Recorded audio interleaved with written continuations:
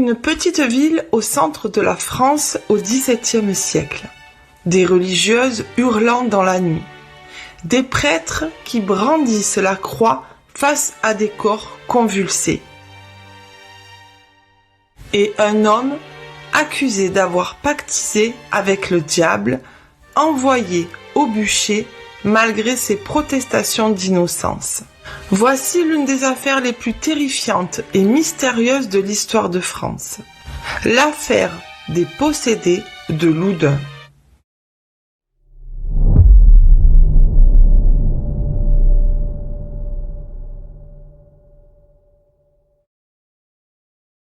Pour comprendre cette histoire, il faut d'abord plonger dans le monde du XVIIe siècle. Nous sommes dans les années 1630, sous le règne de Louis XIII. Le roi est fragile, discret, mais il a à ses côtés un homme puissant, le cardinal de Richelieu. Richelieu est le vrai maître du royaume. Il centralise le pouvoir, brise les révoltes et impose l'autorité de l'Église et de l'État.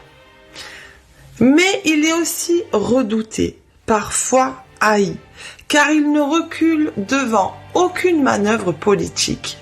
À cette époque, la peur du diable est omniprésente. Les possessions, les procès de sorcellerie, les exorcismes publics ne sont pas rares. On croit fermement que Satan rôde dans les campagnes et que ses serviteurs humains peuvent corrompre les âmes.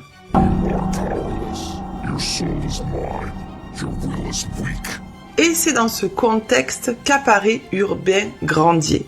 Né vers 1590, il devient prêtre à Loudun, une petite ville tranquille. Mais ce n'est pas un prêtre comme les autres. Grandier est un homme brillant, cultivé, séducteur. On le dit très beau, avec une éloquence qui attire les foules à ses sermons. Mais il plaît aussi aux femmes. Plusieurs témoignages racontent qu'il aurait eu des aventures amoureuses, malgré son statut religieux. Il écrit, il critique, il se moque même parfois des puissants. Et surtout, il s'oppose à une décision capitale de Richelieu, la destruction des murailles de Loudun qui protégeaient la ville. En s'opposant au cardinal, il se fait un ennemi mortel. Et bientôt, cet ennemi trouvera l'occasion de se venger. À Loudun, il existe un couvent d'Ursulines. Ces religieuses vivent recluses dans la prière, sous l'autorité de leur mère supérieure, Jeanne des Anges.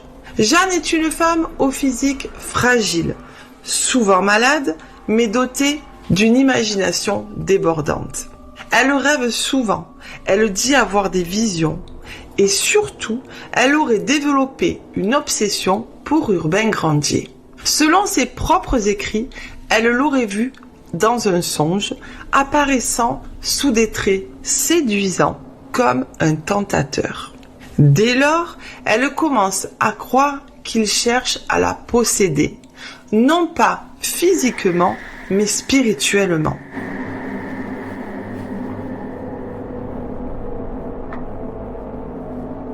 Peu après, des phénomènes étranges secouent le couvent. Les sœurs se plaignent de cauchemars, de sensations étranges, de brûlures invisibles. Puis, les crises commencent. Devant les fidèles, les religieuses entrent en convulsion, se tordent, roulent au sol. Certaines crient des obscénités, d'autres parlent en latin sans jamais l'avoir étudié. Elles hurlent des phrases terrifiantes comme « Il est à nous, Grandier nous a livrés aux démons » ou encore « Asmodée est en moi ».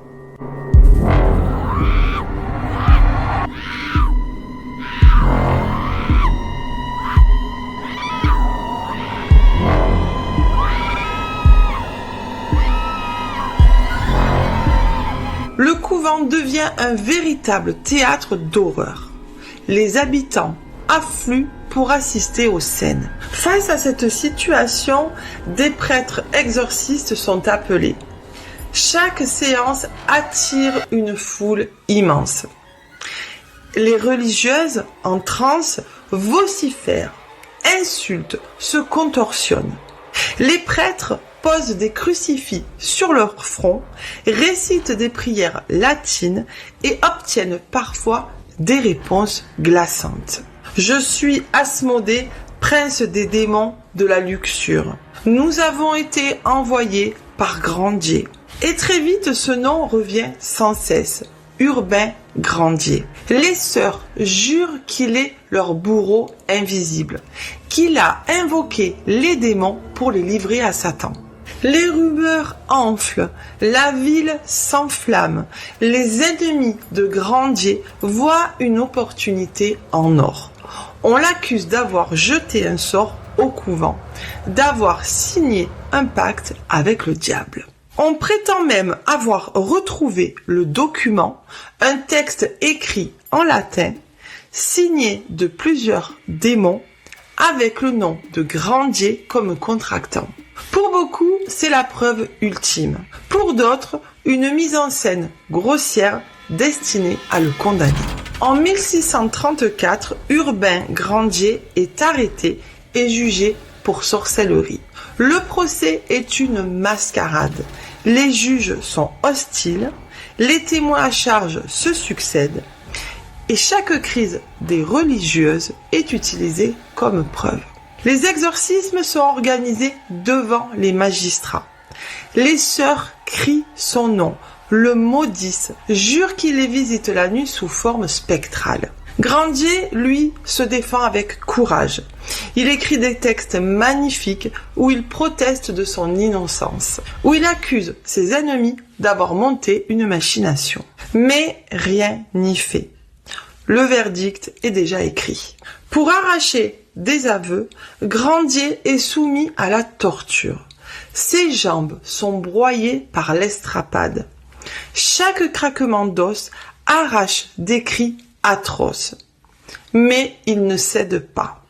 Jusqu'au bout, il jure qu'il n'a jamais pactisé avec le diable. Le 18 août 1634, la sentence est exécutée.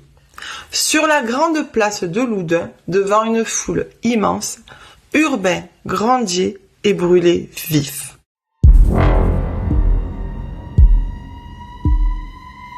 Des témoins racontent qu'il pria jusqu'au dernier instant, implorant le pardon de Dieu et affirmant son innocence. Mais une question demeure. Si Grandier était coupable, pourquoi les crises des religieuses continuèrent-elles même après sa mort? Pendant des années encore, Jeanne des Anges fut sujette à des visions. Elle écrivit ses mémoires, racontant en détail ses luttes contre les démons.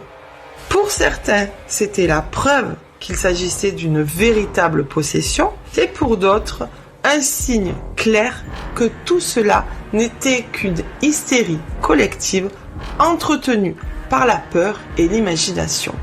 Aujourd'hui, les historiens voient dans l'affaire de Loudun un mélange complexe. Des tensions politiques avec Richelieu qui voulait abattre un ennemi, une société obsédée par le diable et la luxure, des religieuses peut-être victimes de troubles psychologiques et de répression sexuelle, et une foule avide de spectacles macabres. L'histoire a marqué les esprits au point d'inspirer des pièces de théâtre, des romans, des films et même des études psychiatriques. Était-ce un véritable assaut du démon ou une tragédie humaine née de la peur, des désirs refoulés et de la politique implacable du XVIIe siècle? L'affaire des possédés de Loudun reste l'un des plus grands mystères de l'histoire. Un drame où religion, sexe, pouvoir et superstition se sont entrelacés pour condamner un homme.